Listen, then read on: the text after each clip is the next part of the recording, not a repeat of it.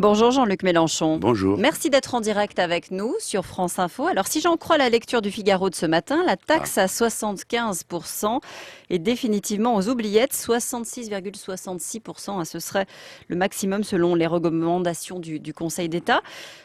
C'était symbolique pourtant ces 75%. Ben écoutez, moi je l'apprends là à l'instant, ça me tire un petit sourire parce que Oui, tout de même je vois le bien. Conseil d'État a réussi à définir ce fait, écoutez bien, c'est très précis, qu'à 66,66, c'est bon. À 66,67, c'est confiscatoire. C'est d'une extraordinaire précision, c'est donc franchement grotesque. Le Conseil d'État n'a pas à formuler d'opinion sur le niveau à partir duquel une imposition serait confiscatoire. Parce que là, vous me l'apprenez, il faut le temps que j'aille vérifier tous mes chiffres, mais si mes souvenirs sont bons, on a déjà connu un impôt plus élevé sous la Troisième République, c'était 85%. Théodore Roosevelt a taxé à partir des années 30, après les années 30, à 90% la dernière tranche. Donc l'idée... Donc ça veut dire quoi? Ça ça veut veut dire qu'il faut dire que que le le niveau... gouvernement s'asseye sur les recommandations et fasse ce qu'il a envie de faire D'abord, pour la matière? le Conseil d'État n'a pas de pouvoir normatif. Il donne, c'est un conseil. Oui, c'est un avis. C'est un avis. Non, mais entre lui et le Conseil constitutionnel, plus l'autre là-bas à la Cour des comptes, dorénavant, les cours de magistrats dans ce pays définissent des critères politiques d'après des soi-disant notions objectives. Je le redis, le niveau confiscatoire, c'est une appréciation subjective qui repose sur, écoutez-moi, sur le fait suivant. Qu'est-ce qui est légitime dans une société? Est-ce qu'il est légitime de se gaver d'argent? Est-ce qu'on trouve que c'est normal que ça soit sans limite? Ou bien est-ce qu'il y a une limite? Je vais vous dire, en 1789, la nuit du 4 août, on a non seulement aboli les privilèges, mais on a décidé que tout ce qui était au-delà de 3000 livres de rente, on prenait tout. Par conséquent, je le redis, c'est une mauvaise plaisanterie que nous fait le Conseil d'État. L'idée de niveau confiscatoire est une invention de bourgeois et de la propagande de droite. Voilà ce que c'est. Alors, quoi qu'il en soit, c'est un certain Bernard Cazeneuve qui va devoir ficeler ce dispositif, puisqu'il remplace Jérôme Cahuzac. Le gouvernement, vous pensez, évite les dommages collatéraux avec son départ?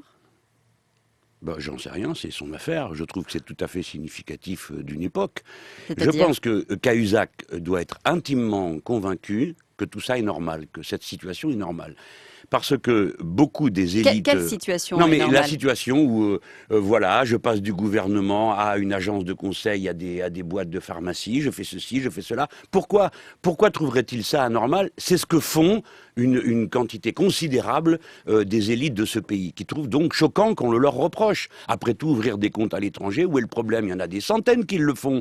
Le problème, il est sur le fond. Et c'est pour ça que personne ne tire sur l'ambulance? Mais exactement. Vous avez parfaitement perçu le caractère absolument incroyable de cette situation, où tout le monde a plus de tendresse pour un suspect de fraude fiscale et de détournement que, je ne sais pas de quoi il est inculpé, je ne vais pas dire une parole de trop, et au demeurant, Blanchiment de fraude fiscale, c'est oui, le merci, terme exact. Voilà. Bon, je ne connais pas le terme exact, et je ne veux pas dire qu'il est coupable, je n'en sais rien, je ne suis pas juge. Je dis Et seulement... il n'est pas inculpé, c'est une Et information il judiciaire. n'est pas inculpé. Je dis seulement que, comme vous venez de le pointer, il y a une espèce de tendresse pour lui que je n'ai pas entendue lorsqu'il était question de l'amnistie des syndicalistes. Là, c'était les pelés, les galeux, ils menaçaient l'ordre, et si jamais on les... Là, lui, non, c'est l'inverse. Ah, le pauvre homme, on comprend, et merci, il a saigné la France à blanc quand il était ministre du budget. Alors, justement, vous dites il a saigné la France à blanc, les économies, on va Non, en il en parler. reste encore un peu, On en demande beaucoup en ce moment aux Français, des économies. La motion de censure, du coup, elle était justifiée hier? Vous êtes d'accord avec ce qu'a dit Jean-François Copé? Vous imaginez la nouvelle à France Info ce matin, Jean-Luc Mélenchon... c'est bien pour ça que je vous pose la question. Écoutez, la droite, c'est la droite, laissez-leur faire leur boulot. De toute façon, c'est une motion de pacotille. Qu'est-ce qu'ils auraient fait de différent? Dites-moi voir un peu. Le traité européen, c'est eux qui l'ont proposé, ils l'ont voté avec les socialistes. Ils ont voté la loi bancaire avec les socialistes. Ils votent avec les socialistes la plupart des décisions qui font mal aux Français. Par conséquent, ils gesticulent, ils font semblant, ils s'agitent, ils débattent sur le style, le ton, mais sur le fond, ils ne proposent rien d'alternatif. La seule alternative, elle est de gauche, et c'est la un autre. Bon, voilà. Et si vous ne voulez pas me croire, les gens, vous faites bien comme vous voulez. Mais regardez les Chypriotes aussi, ils ont cru faire les malins. Justement, venons-y à Chypre. Oui.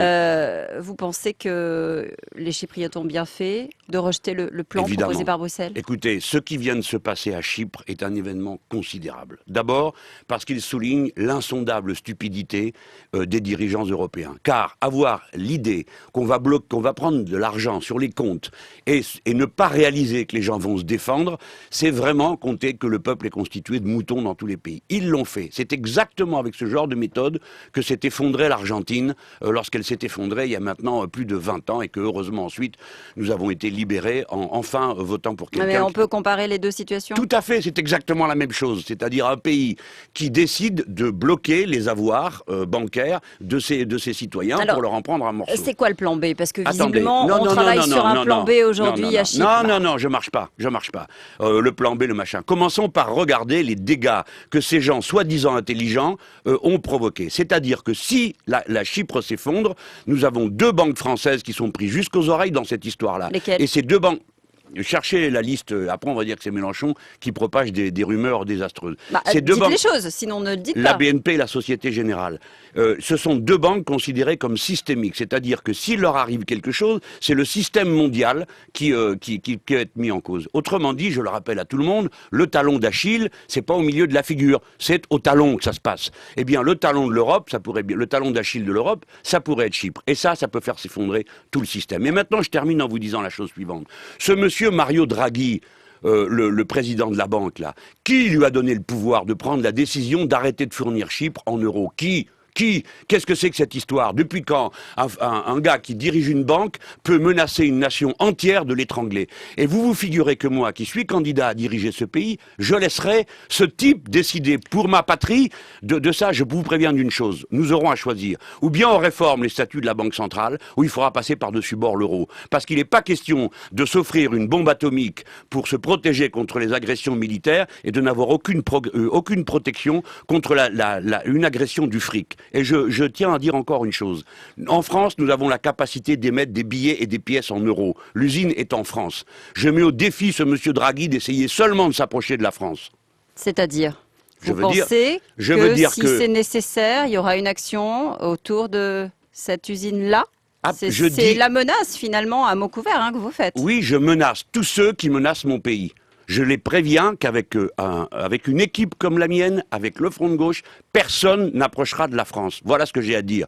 Et s'ils croient qu'ils vont faire leur cahier de brouillon là-bas, chez les Chypriotes, pour ensuite venir chez nous, parce que madame, pour quelle raison ne le ferait-il pas? S'ils avaient réussi à le faire aux Chypriotes, ils l'auraient imposé aux Grecs, aux Espagnols. On est les prochains sur la liste. Mais évidemment qu'on est les prochains sur la liste pour la finance internationale. Pourquoi? Parce que la France est un fruit juteux, c'est un très grand pays, n'a jamais été aussi riche de toute son histoire. Et en plus, ils ont la chance d'avoir une équipe au gouvernement qui est faible, c'est-à-dire des gens qui sont des bénis oui-oui de madame Merkel, des États-Unis d'Amérique, de tout ce qu'on veut. Même Arnaud Montebourg, visiblement vous êtes sévère ces temps-ci avec lui, vous étiez plutôt copain-copain avec Arnaud Montebourg. Quand avez-vous que j'ai été sévère? Je fais ce que je peux pour essayer vous avez eu des mots très durs hier devant l'usine PSA, non? Mais écoutez, les gens de PSA, que demandent-ils? Ils sont pris à la gorge, ils ont des bouches à nourrir. Toutes les nuits, ils se demandent ce qu'ils vont faire la semaine d'après. Qu'est-ce qu'ils demandent, ces pauvres gens? Ils demandent qu'on leur nomme un médiateur, c'est tout. Ils ne demandent pas des milliards, ils demandent Donc pas... il est rentré dans le rang, Arnaud Montebourg. Il est rentré dans le rang et il doit les aider au lieu de les mépriser. Il doit les aider. Ces gens appellent à l'aide. Là, une masse de Français appellent au secours et elle a le droit d'avoir un gouvernement qui vient à son secours parce que c'est eux qui l'ont élu. Vous comprenez? Hier, ce qui était poignant, je parlais avec une femme, elle a 50 ans, elle vérifie les pièces, la qualité des pièces. Elle a 5 enfants. On lui proposerait peut-être de quitter cet endroit pour aller ailleurs. Mais ces enfants, eux, ils ne veulent pas partir. C'est l'endroit où ils sont nés. C'est l'endroit où ils ont fait leurs études. Elle-même, que fait-elle? Elle vend sa maison. Voilà où on en est. Et là, on ne fait rien. Tout ce qu'a à dire Montebourg, c'est « Ah, vous me gâchez ma journée de communication avec mon train de l'industrie ». Il peut pas dire « Oui, je vous envoie un médiateur ». Pourquoi il veut pas envoyer un médiateur? Pour une raison, parce qu'à ce moment-là, le patron de PSA enverrait paître le médiateur. Et on verrait qui est le responsable de cette crise. Le patron de PSA, pas les ouvriers. Eh bien, nous lui poserons la question à Arnaud Montebourg. Merci, Jean-Luc Mélenchon, d'avoir été... Je lui souhaite le meilleur pour lui. Je n'ai pas de rancœur, ni de bataille personnelle avec eux. Je leur dis qu'ils doivent entendre le cri du pays qui souffre. Ils ne l'écoutent pas. Il leur en cuira. Merci Jean-Luc Mélenchon d'avoir été en direct avec nous et en colère ce matin En sur France colère, Info. vous savez, j'ai dit ce que je pense, c'est tout, c'est pas la colère, je suis un homme du midi, je parle fort. Vous avez raison, il est 8h26.